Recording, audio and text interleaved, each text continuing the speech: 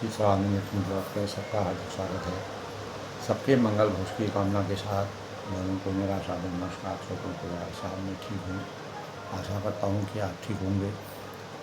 रामचरितमानस के आरण्य कांड का प्रसंग बड़ा ही अद्भुत और मनोरम है। आरण्य कांड में भगवान राम, लक्ष्मण और सीता जी जब वन में प्रवास करते हैं तो अनेकों दिव्य स्थानों और ऋषि मुनियों के, वन्य जीवों के, वन्य जीव जंतुओं के और प्राकृतिक छटा का दर्शन करते हैं, उसे अपार सुख की अनुभूति करते हैं और वन्य जीवन के से मिलने वाली अनेक प्रकार की प्रेरणाओं से अभिभूत होते हैं। तो तुलसीदास जी ने बड़े ही हृदयस्पर्शी स्वरूप में भगवान राम, लक्ष्मण और सीता जी के विचित्र जीवन का जो, वन्य जीवन का जो अद्भुत और अकल्पनीय स्वरूप आज के परिवेश के में कितना हमारे जीवन को सामर्थ्य प्रदान करते, उनके भाव कैसे हमारे जीवन को सामर्थ्य और हमारे मनोबल को, हमारे चरित्र के निर्माण में कितने सहायक हैं। और भ्रातृत्व प्रेम के साथ भगवान रामचंद्र जी जब लंबे समय तक चित्रकूट वन में रह रहे थे तो सन्यासी जीवन यापन करने के परिणाम स्वरूप उन्होंने यह निश्चय किया कि माता पिता के आशीर्वाद और गुरुजनों के प्रेरणा के अनुसार हमें 14 वर्ष के प्रवास के दौरान, वन्य प्रवास के दौरान सभी जगह के शुभ प्राकृतिक छटा का और दृश्यों का ज्ञान होना अति आवश्यक है। इस दौरान उन्होंने अनेकों भांति भांति के ऋषि मुनियों, उनकी तपस्या और उनके ज्ञान, वैराग्य, साधना के स्वरूप का अनुभव किया। तब अत्रि मुनि, सुतीक्ष मुनि और श्रृंगी मुनि के आश्रम में अनेकों प्रकार के ज्ञान की परिपक्वता से जीवन की पूर्णता की प्राप्ति के लिए मन, वचन और कर्म से मानवीय चेतना के भावों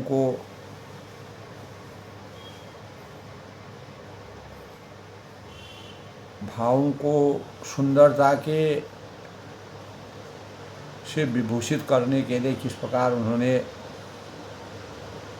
वन्य जीवन में अपने को ढालने का प्रयास किया और बड़ा ही कठिन जीवन, यानी पर्णकुटी में रह करके बिना किसी प्रकार के पर्ण पादुका के और बदकल वस्त्र पहन करके मुनि और सन्यासियों के वेश में वन्य जीवों के आहार विहार और वहाँ के कंदमूल फलों के सेवन से अपने जीवन को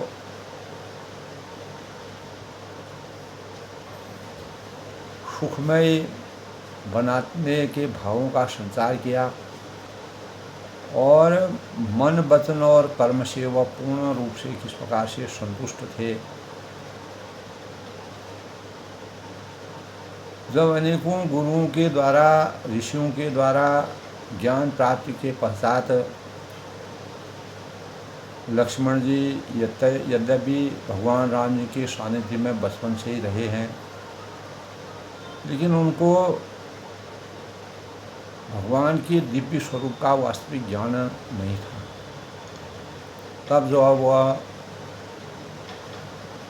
पंचवटी में अगस्त ऋषि, महान ज्ञानी मुनि अगस्त ऋषि के आश्रम में पहुँचते हैं, तब ज्ञान की पराकाष्ठा को सर्वोपरि मानते हुए अगस्त ऋषि ने भगवान रामचंद्र जी से कहा,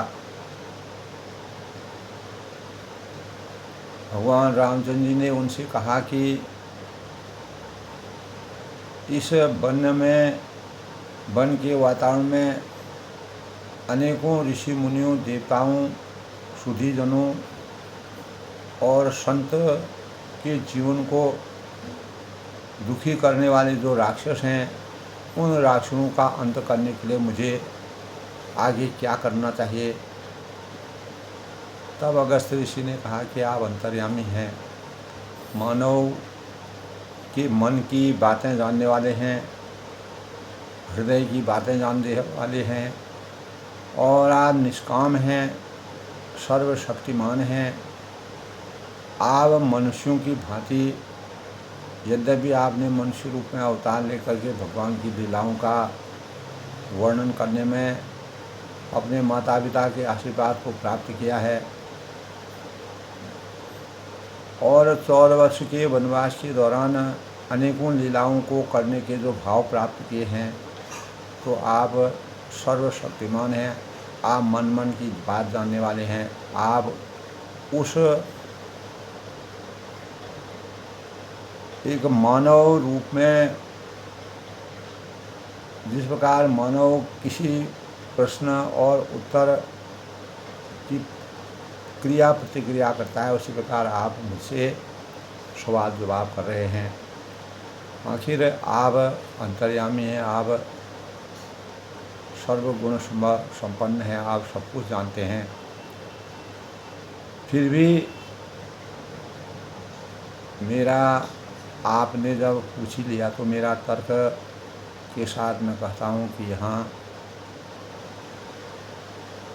पंचवटी एक ऐसा स्थान है जहाँ पर अनेक प्रकार के शुचिता के भाटा का अद्भुत स्वरूप है।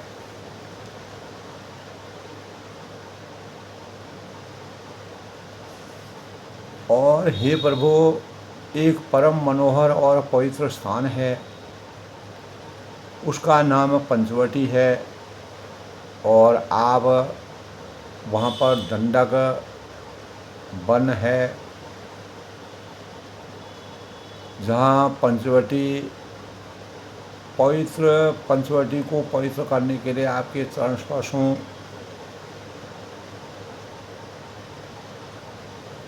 से गौतम ऋषि के द्वारा स्थापित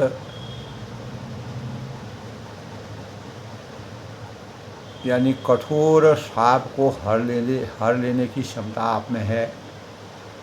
क्योंकि इस प्रकार की भविष्यवाणी हुई थी कि जब त्रेता युग में भगवान रामचंद्र जी अवतरित होंगे, तब पंचवटी में भगवान राम विराजमान होकर के उस धरती को पवित्र करेंगे। तब उन्होंने कहा, हे रघुकुल के स्वामी, आप सब मुनियों पर दया करके, कृपा करके वहाँ निवास कीजिए। यूँ तो आप अंतर्यामी हैं, जैसे जैसे आप चित्रकूट से आगे बढ़ते हैं तो आपको मुनियों के सानिध्य से आगे का रास्ता आपका किस प्रकार से प्रशस्त होता है।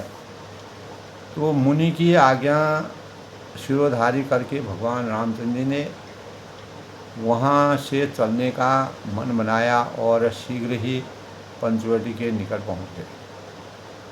तो वहाँ पर गीधराज जटायु से उनकी भेंट होती है और बहुत प्रकार से प्रेम बढ़ाकर भगवान रामचंद्र जी ने गोदावरी जी के समीप पर्णमुकुटी बनाकर वहाँ रहने का निश्चय किया।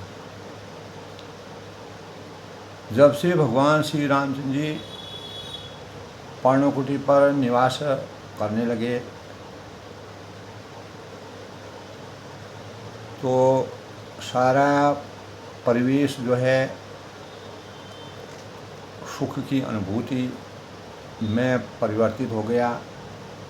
पूरा वातावरण राममय हो गया और उनका जो वहाँ पर ऋषि हैं, मुनि हैं, तपस्वी हैं, अनेक प्रकार के दीन ऋषि हैं, जटायु, गीधराज जैसे प्राणी हैं, सबका भय हमेशा के लिए समाप्त हो गया।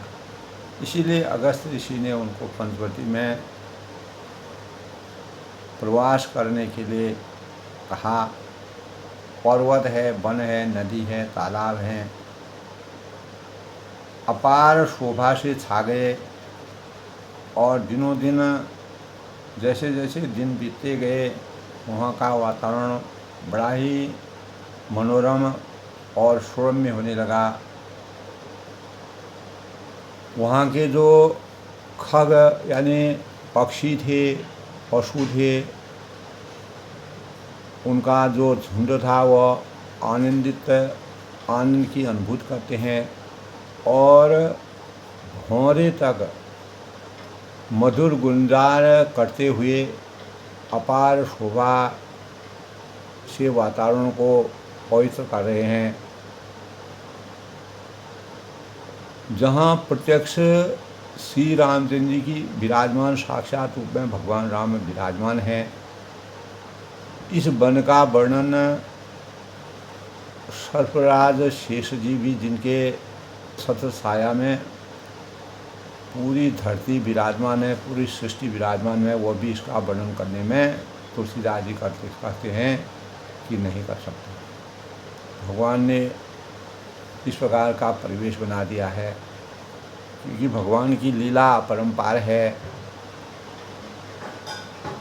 तो एक बार प्रभु श्री रामचंद्र जी सुख से बैठे हुए थे शांत मुद्रा में। अनेक प्रकार के वन्य वातावरण में उनको सुख की अनुभूति हो रही थी। उस समय लक्ष्मण जी ने उनसे किसी प्रकार के भी यानी शुद्ध मन से, पवित्र मन से, किसी प्रकार के छल से रहित मधुर वचन, यूँ तो लक्ष्मण जी भगवान राम जी से बातें करने में संकोच करते थे क्योंकि उनसे बड़े थे। तब उन्होंने कहा कि जब ऐसे ऋषि मुनि भगवान रामचंद्र के आगे नतमस्तक होते हैं, आखिर भगवान की लीला का क्या रहस्य है, इसका ज्ञान मुझे भी होना ज़रूरी है क्योंकि मैं अभी तक अनभिज्ञ हूँ। तब उन्होंने अपने मधुर वचन कहे कि हे देवता, मनुष्य, मुनि और चराचर के स्वामी, मैं अपने प्रभु की तरह अपना स्वामी समझकर आपसे प्रश्न पूछता हूँ। यानी हे देव, मुझे समझाकर वही कहिए। मेरे अज्ञान रूपी अंधकार को ज्ञान रूपी प्रकाश से संचित करने के लिए, जिससे सच छोड़कर मैं यानी सब कुछ छोड़कर सब कुछ अपने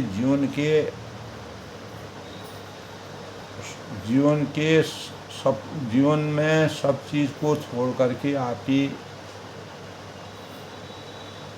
आपके चरण स्पर्शों में मेरी पूरा समर्पण भाव मेरा लगा रहे।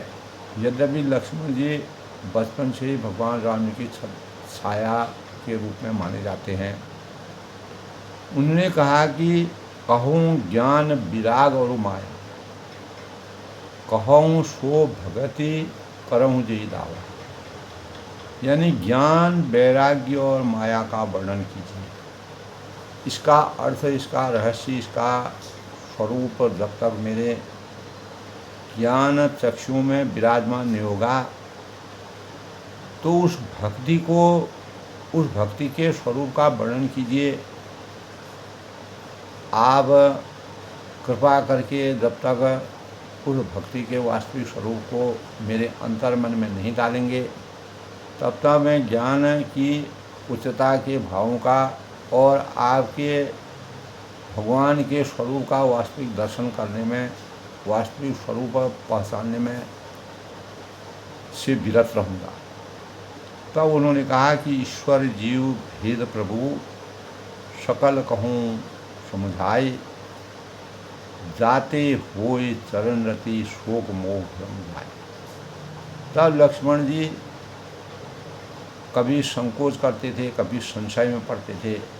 भगवान राम जी की लीलाओं को देखते हुए उनको आश्चर्य होता था। तो उन्होंने कहा कि प्रभु, ईश्वर और जीव में क्या भेद है,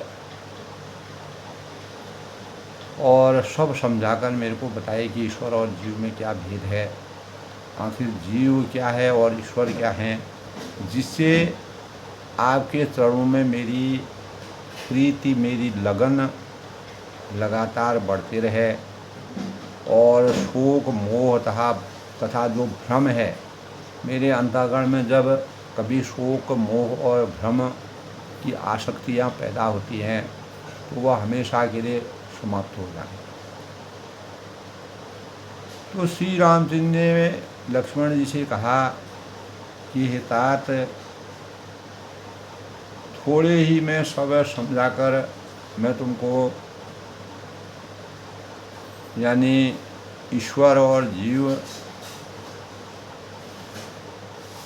विद्या और अविद्या के बारे में पूर्ण ज्ञान सूक्ष्म रूप में तुमको समझाने का प्रयास करता हूँ। तुम मन, चित्त और बुद्धि लगाकर उसको जब सुनोगे तो मैं और मेरा, तू और तेरा, यह माया है, और जिससे इसका यानी समस्त जीवों से के वश में, इस माया ने समस्त जीवों को अपने वशीभूत कर रखा। तो इंद्रियों के विषयों को और जहाँ तक मन जाता है, हे भाई, उन सब को माया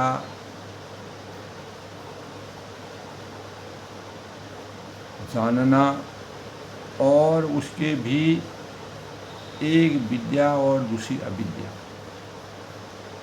विद्या क्या है और अविद्या क्या है, इन दोनों भेदों को तुम मनन चिंतन से सुनो।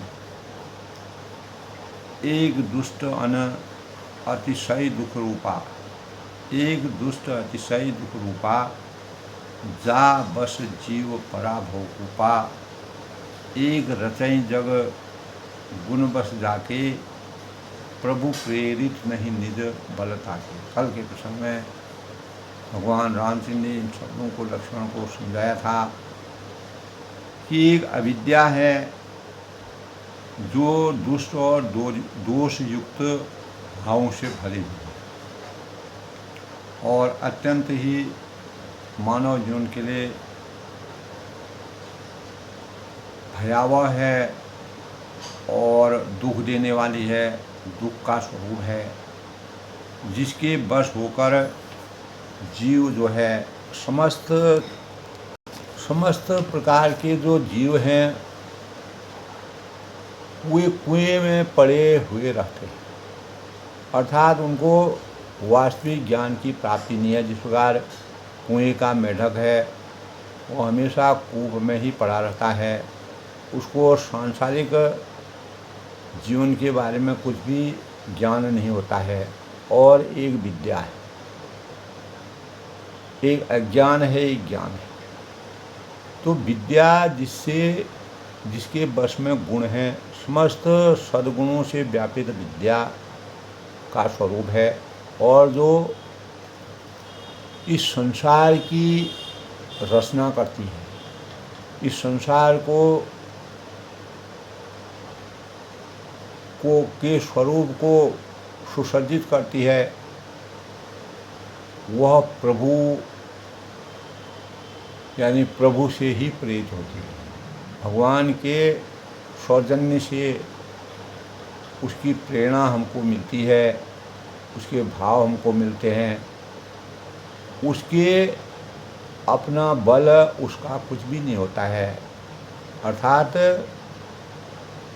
ज्ञान मान जहाँ एकहु नाही, देख ब्रह्म समान सब मान,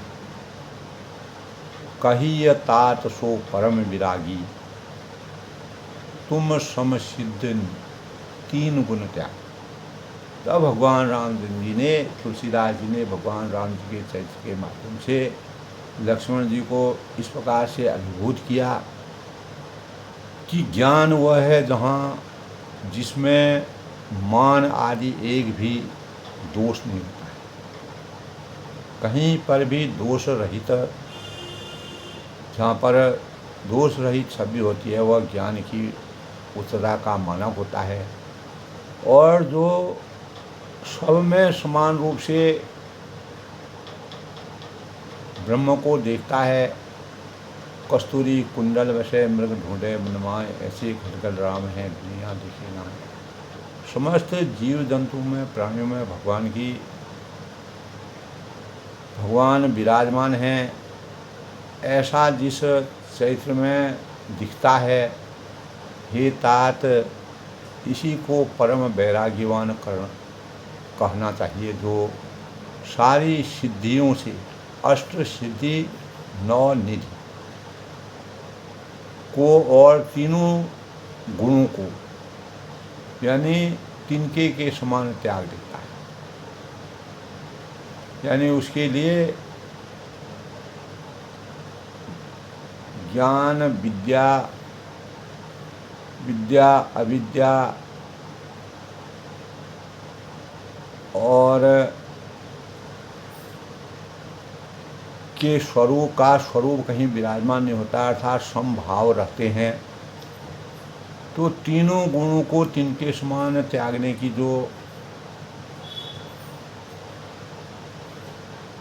धारा प्रवाह बहती है, जिसमें मान है, दंभ है, 18 प्रकार के जो मनुष्यों के अनिष्ट हैं, अर्थात मान है, दंभ है, हिंसा है, क्षमा साहित्य है, टेढ़ापन है और आचार्य सेवा का अभाव है, अपवित्रता है, अस्थिरता है, मन का निग्रहित न होना है, इंद्रियों के विषय में आसक्ति है, अहंकार है, जन्म मृत्यु की यानी जन्म मृत्यु के बंधनों से व्यापित है और जरा तथा व्याधिमय जगत में अनेक प्रकार के रोगों से ग्रस्त जीवन, सुख वृद्धि, स्त्री पुत्र पर घर आदि में आसक्ति एवं जैसे ममता है, इष्ट है और अनिष्ट है की प्राप्ति में हर्ष, शोक और भक्ति, ये तीन गुण जो हैं का अभाव, एकांत मन में न लगना, विषयों से मनुष्य के संग में प्रेम, ये जो 18 अगर जिस मानव में नहीं होंगे, 18 व्याधियाँ नहीं होंगी और नित्य जो भगवान के आत्मा का परमात्मा के मिलन का जैसा स्वरूप होगा की स्थिति होगी तथा तत्व ज्ञान का अर्थ तत्व के द्वारा जानने योगी परमात्मा का नित्य वर्णन हो, यही ज्ञान कहलाता है। अर्थात यही ज्ञान की समीक्षा मुनि वेद व्यास जी ने गीता में वंचन किया है। तब उन्होंने कहा कि माया, तब भगवान रामचंद्र ने लक्ष्मण जी को समझाने का प्रयास किया। तो इन 18 विरक्तियों से, विभिन्नताओं से अगर जिस मानव का जीवन तत्व ज्ञान द्वारा जानने योग्य होता है, वही परमात्मा का नित्य दर्शन कर लेता है, उसी में भगवान की आसक्ति प्राप्त हो जाती है, वही ज्ञान कहलाता है। लेकिन इसका संपूर्ण स्वरूप जो है गीता में बड़ा ही रहस्यमय वर्णन किया गया है। तो लक्ष्मण जी के मन में जो संकोच था, अनेक प्रकार के संशय थे, और भगवान रामचंद्र के वास्तविक स्वरूप का जो दर्शन करना चाहते थे, उसी से उन्होंने भगवान के स्वरूप का आनंद प्राप्त किया। तब माया ईस न आप कहूँ जान कहे सो जीव, बंध मोक्ष पद सब बड़ो माया प्रेरक सिंह। यानी जो माया को, ईश्वर को और अपने स्वरूप को नहीं जानता है, तो इनको जानना बड़ा ही आवश्यक है, बहुत ही ज़रूरी है।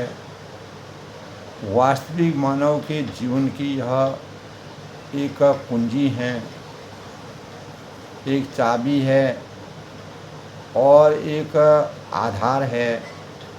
जो माया को, ईश्वर को और अपने स्वरूप को नहीं जानता है, उसे जीव कहना चाहिए।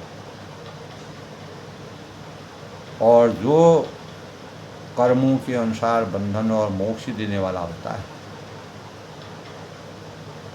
और सबसे परे, सबसे अलग है, भिन्न है, न माया है न ईश्वर है, ईश्वर को और न स्वरूप को नहीं जानता है, उसे ईश्वर के बारे में जो नहीं जानता है, माया की वास्तविकता को नहीं जानता है और अपने स्वरूप का ज्ञान जिसको नहीं है, वह जीव कहलाता है।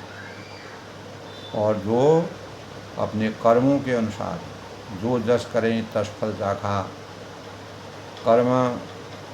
कर्मों के अनुसार इच्छित फलों की प्राप्ति के वास्तविक भावों का और कर्म अनुसार बंधन और मोक्ष देने वाला होता है। और जो सबसे अलग है, परे है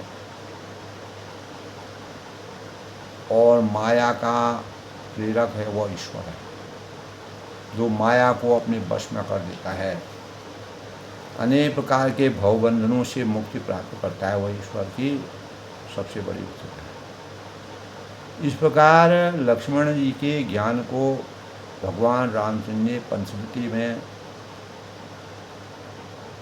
उनके मन के अनुसार अविद्या, विद्या, जीव और ईश्वर के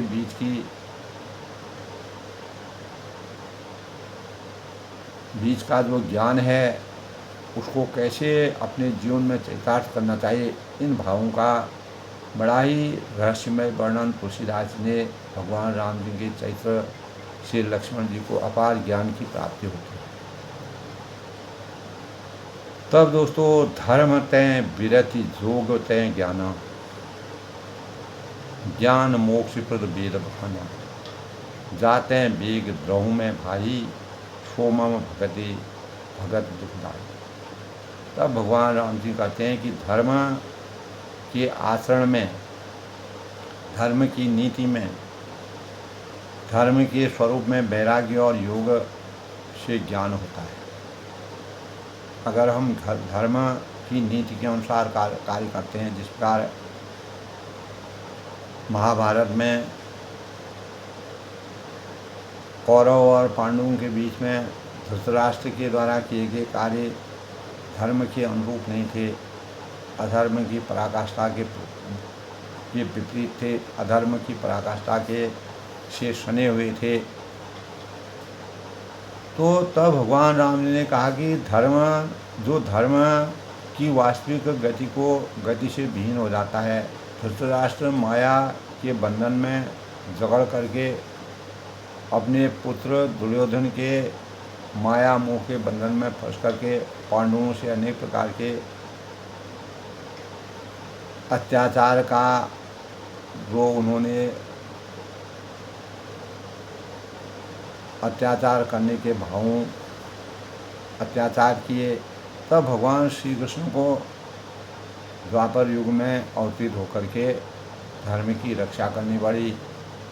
और पांडवों की रक्षा करने के लिए, द्रौपदी की रक्षा करने के लिए, प्रहलाद की रक्षा करने के लिए और अनेक जीवों की रक्षा करने के लिए अपना अपना अवतरण लेना पड़ा। तब कहा है धर्म तय विरति योग तय ज्ञान। धर्म के आचरण से वैराग्य और योग से ज्ञान होता है। ज्ञान मोक्ष प्रद वेद बखाना, तथा मोक्ष को वही ज्ञान जो है योग से ज्ञान होता है तथा ज्ञान मोक्ष को देता है। धर्म अर्थ ज्ञान के बाद मोक्ष की प्राप्ति होती है। धर्म अर्थ धर्म काम और मोक्ष, जब सब कुछ प्राप्त हो जाते हैं तब मोक्ष की प्राप्ति हो। उसके बाद समाधि में मानव समाहित हो जाता है। तो जाते हैं बीग द्रव में भाई, तब ऐसा वेदों में वर्णन किया गया है, पुराणों में वर्णन किया गया है। और हे भाई सो मम भगति भगत सुखदाई, जिससे मैं शीघ्र ही प्रसन्न होता हूँ। भगवान रामचंद्र ने लक्ष्मण जी के सामने भाई के स्वरूप में अपने दिव्य स्वरूप का जो वर्णन किया, परमात्मा की वास्तविक शक्ति कैसे प्राप्त होती है, वह मेरी भक्ति है जो भक्तों को सुख देने वाली होती है। सो स्वतंत्र अवलंब न आना, ते ही आधीन ज्ञान विज्ञाना, भगति तात अनुपम सुख मोला, मिलई जो संत होय अनुकूला। तो वह भक्ति स्वतंत्र है, निष्कपट है, उसमें किसी प्रकार का मतभेद नहीं है, किसी प्रकार का किंतु परंतु नहीं है, पूर्ण रूप से स्वतंत्र है। ते आधीन ज्ञान विज्ञाना, और ज्ञान विज्ञान आदि किसी दूसरे साधन का सहारा उसकी अपेक्षा उस भक्ति में समाहित नहीं होती। और भक्ति अपने आप में स्वतंत्र है, उसके लिए न ज्ञान चाहिए न विज्ञान चाहिए। जिस प्रकार काकभूषणी जी ने जहाँ जहाँ भगवान गए वहाँ वहाँ कौवे के रूप में अवतरित होकर के भगवान के रात दिन साक्षात दर्शन करके भगवान के जूठन को भी खा करके अपने जीवन को हमेशा भगवान में निमित्त किया। और इसी के परिणाम स्वरूप जब भगवान राम समझ गए कि काकभूषण जी कभी भी के मेरा साथ छोड़ने वाला नहीं है, तो उन्होंने अपार ज्ञान से काकभूषण जी को अपने शरीर में विराजमान ब्रह्मांड की अपार छवि का दर्शन कराया, तीनों लोकों के दर्शन कराए। तब काकभूषण जी के ज्ञान को सुनने के लिए अनेक देवी देवता और ऋषि मुनि उनके सानिध्य में गए। ऐसा हमारे रामचरितमानस में, पुराणों में, वेदों में इस प्रकार का बखान है। तो काकभूषण जी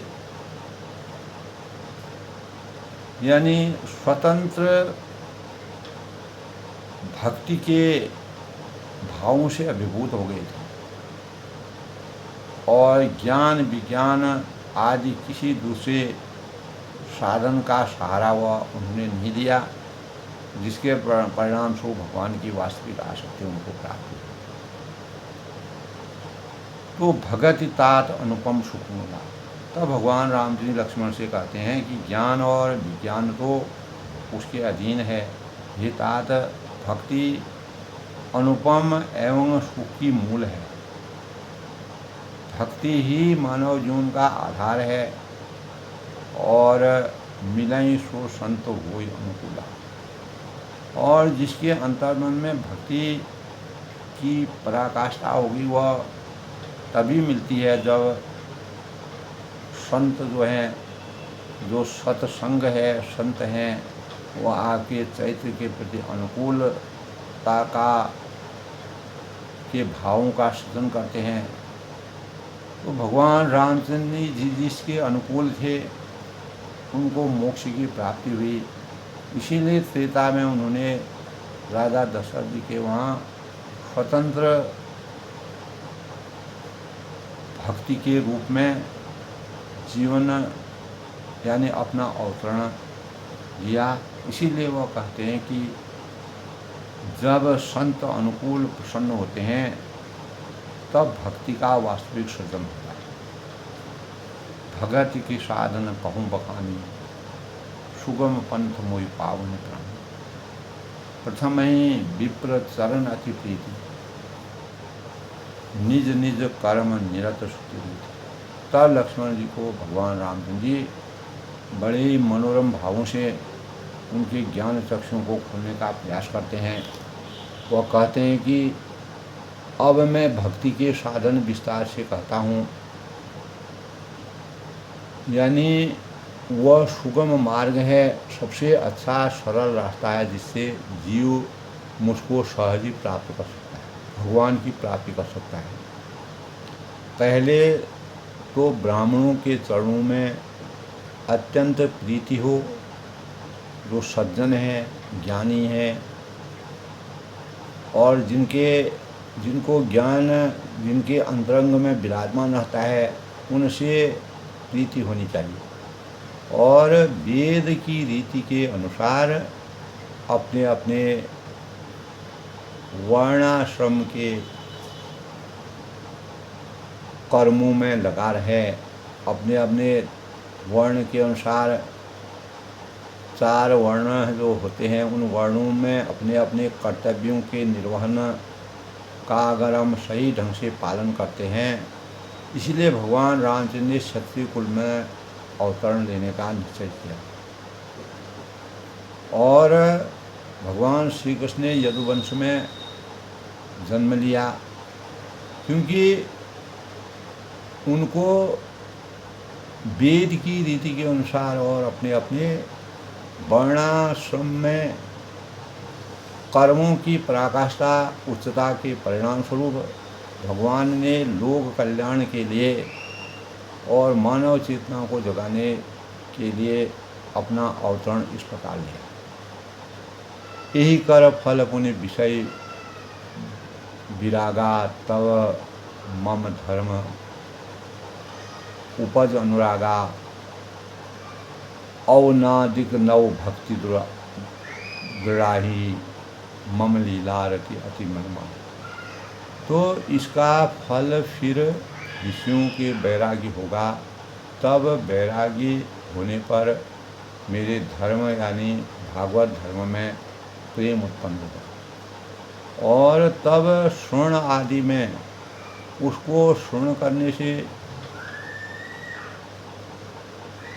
9 प्रकार के भक्तियाँ दृढ़ मजबूत होंगी और मन में मेरी लीलाओं के प्रति अत्यंत प्रेम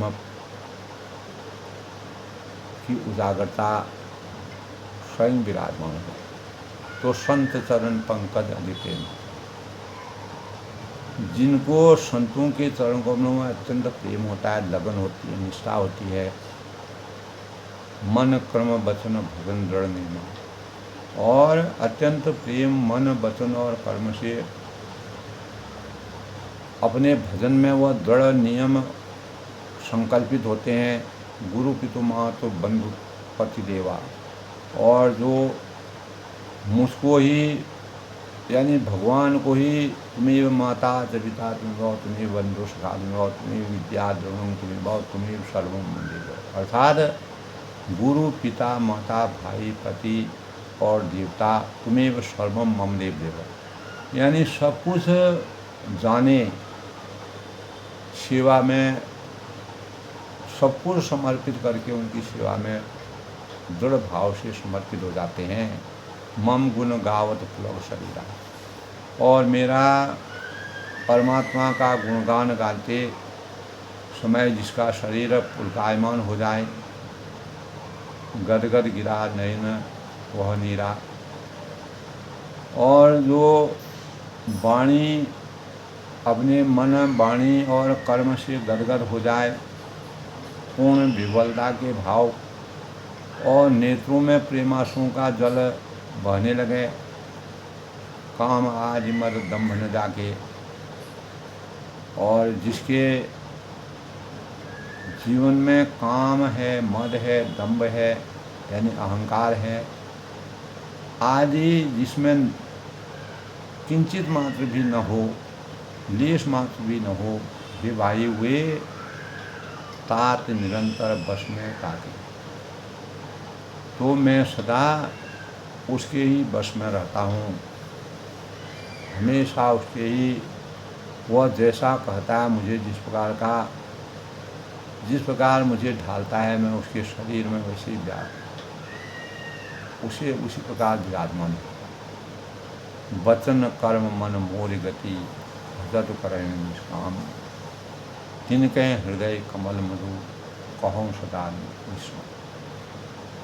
तो तुलसीदास ने भगवान रामचंद्र जी के भक्तों के प्रति वास्तविक भक्ति की जो रचना की है, जो भाव प्रकट किए हैं, भगवान राम द्वारा लक्ष्मण जी को संबोधित करते हुए भगवान रामचंद्र ने कहा है कि जिसको कर्म वचन और मन से मेरी ही गति है, यानी मेरी ही छवि का जो अनावरण करता है, और जो पूर्ण निष्काम भाव से, स्वार्थ से वंचित होकर के, किसी प्रकार के फलों की आसक्ति के बिना, इन भावों से मेरा भजन करता है, कीर्तन करता है, मनन करता है, नाम जप करता है, तिनके हृदय कमल में हूँ, उनके हृदय कमल में, उनके अंतरंग में, अंतरात्मा में सदा विश्राम किया करता हूँ, वहीं मुझे शांति की प्राप्ति होती है और परमानंद की अनुभूति होती है। तो भगवान रामचंद्र जी ने लक्ष्मण को, अपने भाई लक्ष्मण को पंचवटी में आकर के, जब लक्ष्मण जी के अंतःकरण में भगवान रामचंद्र की लीलाओं का और उनके स्वरूप का ज्ञान होने लगा, तब उन्होंने उनके वास्तविक स्वरूप का ज्ञान प्राप्त करने के उनसे प्रश्न पूछे।